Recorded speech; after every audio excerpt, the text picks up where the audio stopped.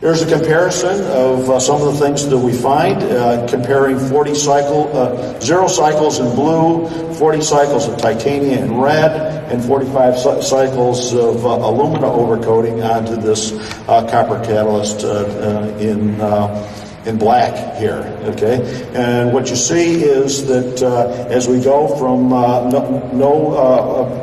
material overcoating to 40 cycles, we do lose some of the porosity of the material. You would expect that, okay? But the alumina phase dramatically decreases the total amount of surface area and the average pore size that's going on for this material here.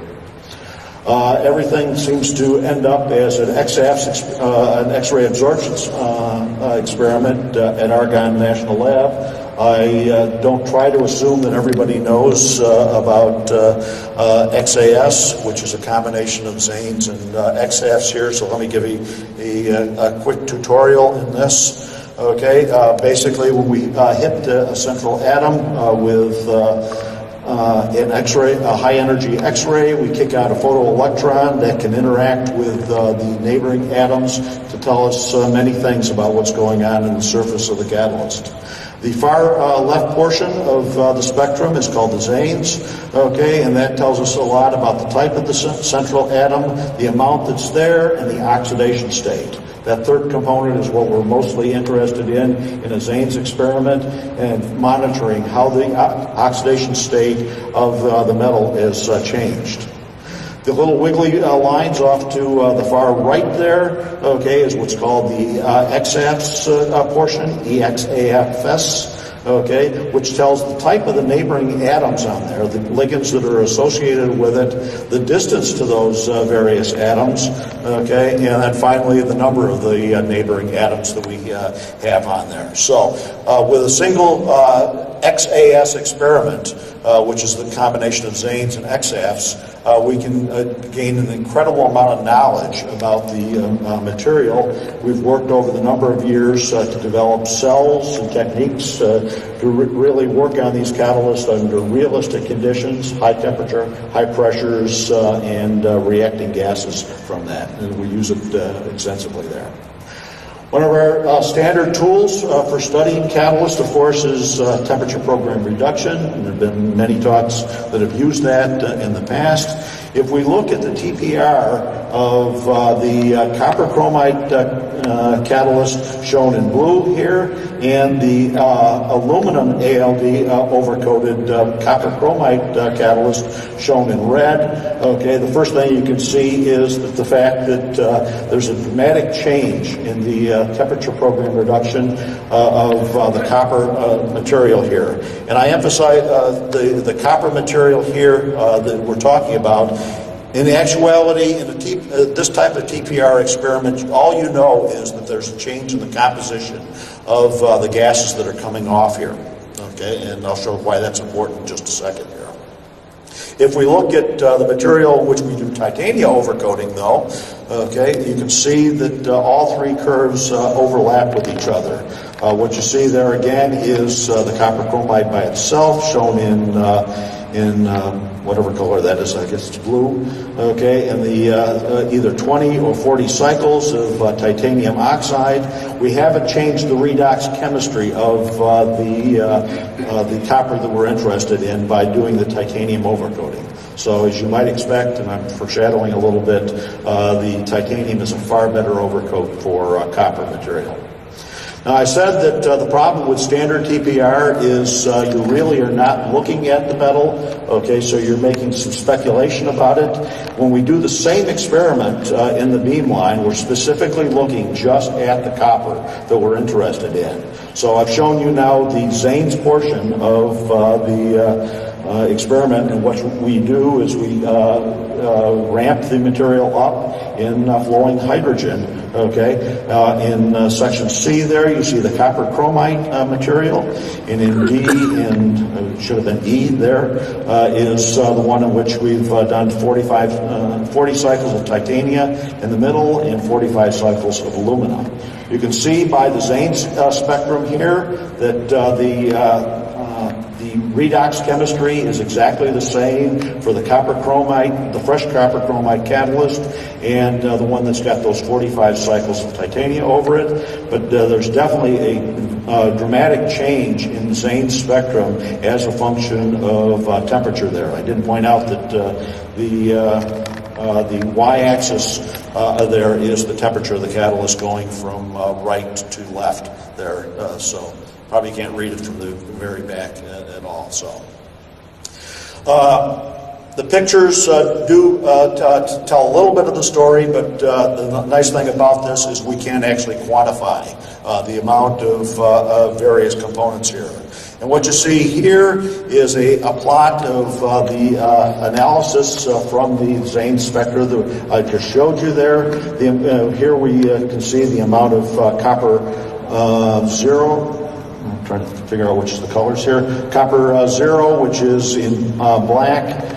Copper 2 is in blue, and copper 1 is in red. Okay, and as you see that as we reduce the catalyst going from room temperature to, I think this went up to 600 degrees here. Oh, no, excuse me, I'm sorry, I should read the top here. This is the oxidation chemistry going on here for this. At 150 degrees. And you can see that the copper chromite one in the upper left-hand corner is identical to the bottom two curves, in which we see the change in the amount of copper oxide showing up on these materials here. We can also, as I said, quantitate on the TPR spectrum that we see here, and this is the quantitation that I thought I was talking about in the previous slide. I should look at my slides, huh? But what you see is, if you look at the blue curve, that's the oxidation, the reduction, of copper 2 in blue, which is nearly 100% at room temperature, going down to essentially zero concentration, and almost all of it going to copper zero at the temperatures above 200 degrees here. So if you look at now comparing that to the red curve, which is 40 cycles of TiO2, you can see that those curves lie almost on top of each other. Okay, so the reduction potential for the copper material with titanium overcoating is remaining exactly the same.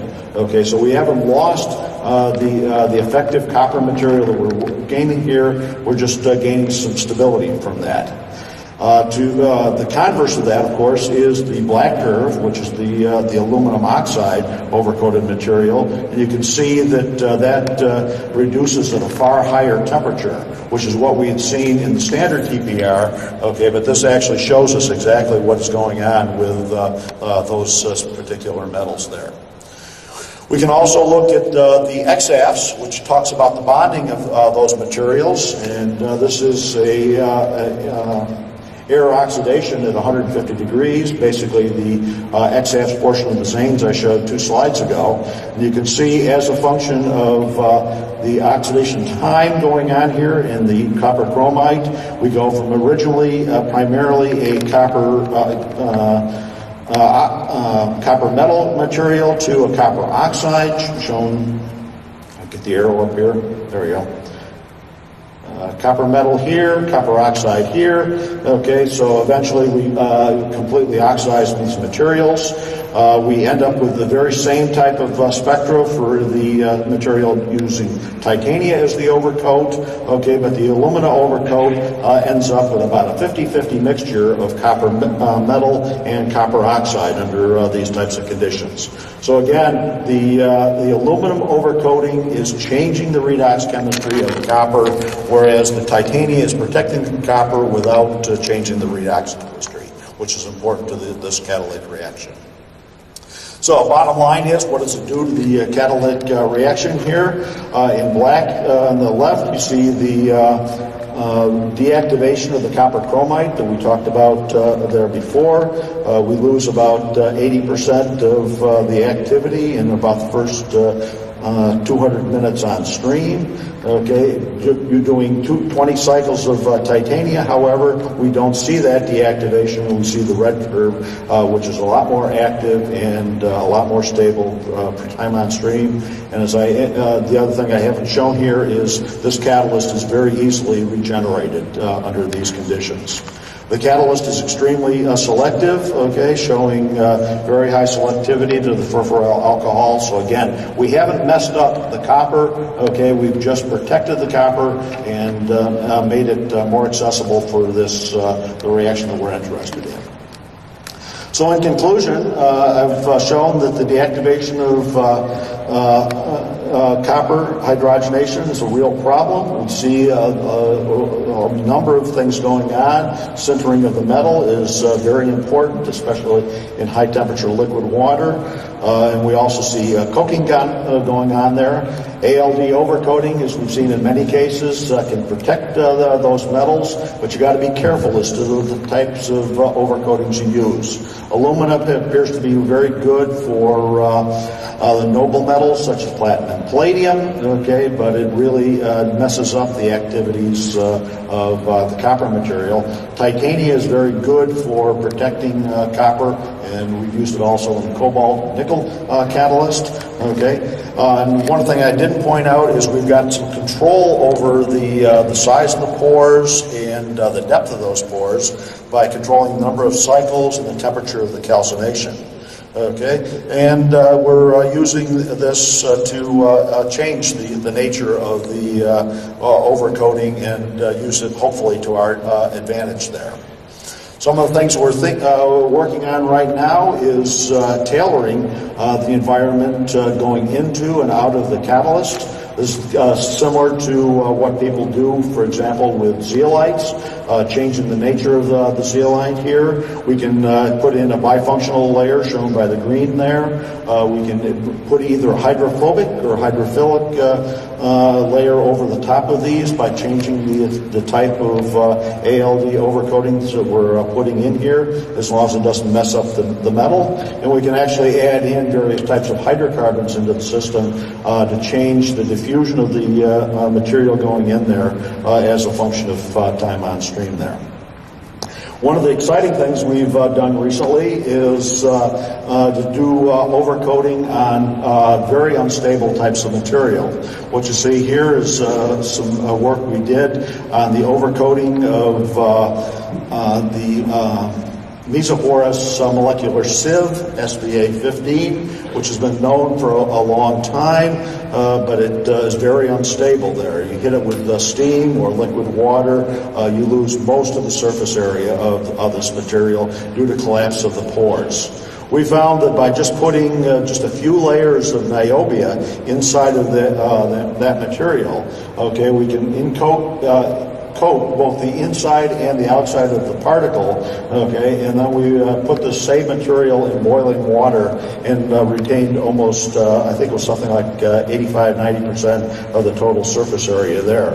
And what you can see in the lower right-hand corner there is a TEM of using this material for supporting platinum particles here. And this is a picture of that after reaction conditions, and the pores remain the same there. And we've got a patent that just was issued for this type of material here. So I'm going to finish up my last couple of minutes here talking about a new system that we just started using here. It's actually part of a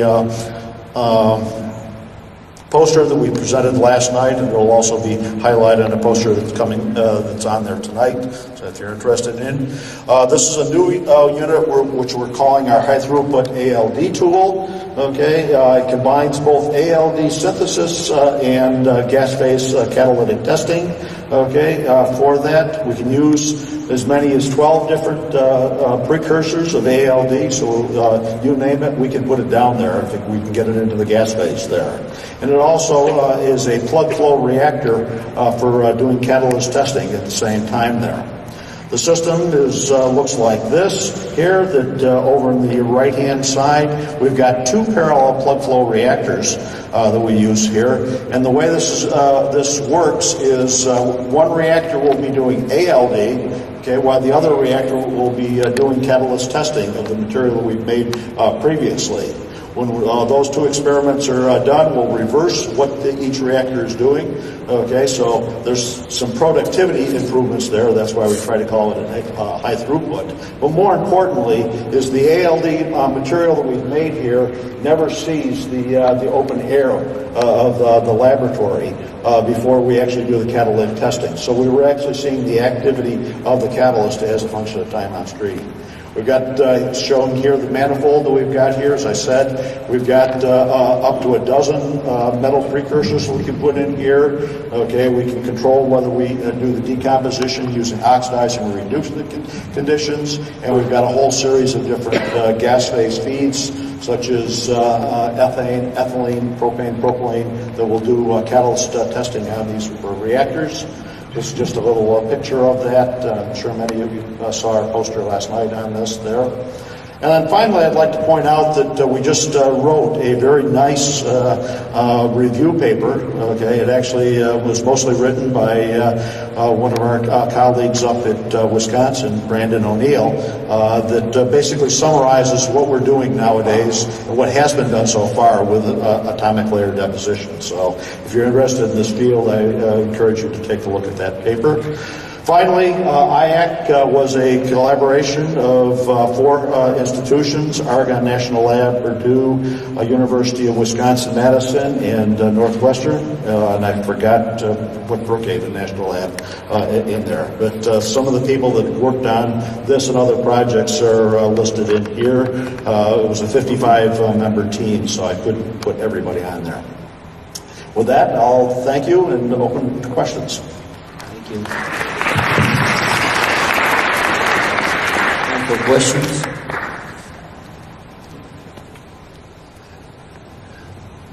Two questions, kind of in the beginning, from the beginning and then from later on. Have you ever thought of the fact that some of these things, like chromium in particular, titania, and also alumina, can become active themselves as hydrogenation catalysts? And you seem to totally leave that out of your consideration entirely. The last thing was putting down the SBA 15. Do you have the microporosity there or not? Remember, SBA 15 is a biporous system. Has mesoporosity, but also has microporosity. And I'm wondering whether that microporosity is still there or not. Well, to address the first question first, I don't remember. Okay, I do know we retained some of the microporosity, but I can't give you an exact number as to how much of that. Primarily, we lost maybe something like 10% of the total surface area of the material by that. Okay, but what we don't see is the massive loss of crystallinity that you normally see for that material. The surface area gets a little bit funky when you have a micro-mesoporous material. Oh, yeah. So and that's why when you mentioned that, but I thought maybe what you've done is you have not retained the microporosity to give you a false surface area. Mm-hmm. Right, but what we do see, though, is the mesopores do remain intact. If you look at the mesopores without overcoating, okay, in TEM, for example, they are completely collapsed. Okay, whereas if you look at the mesopores in TEM after just the coatings, okay, you see that those remain intact for that. Okay, and we can actually see the layers of niobium building up inside the pores. Again, as I pointed out, one of the nice things about ALD is the fact that it gets everywhere. And one of the bad parts about it is it gets everywhere. So sometimes you can do what you're alluding to, close off those micropores. My guess is that if I went back and looked at the data, which I can't remember right now, okay, as we did more coating on there, we probably plugged off all the micropores from that. So that might be where you lose the activity, where the thing falls apart. Probably could be that way. We're going to need to go on with the program. Thank you very much for the presentation.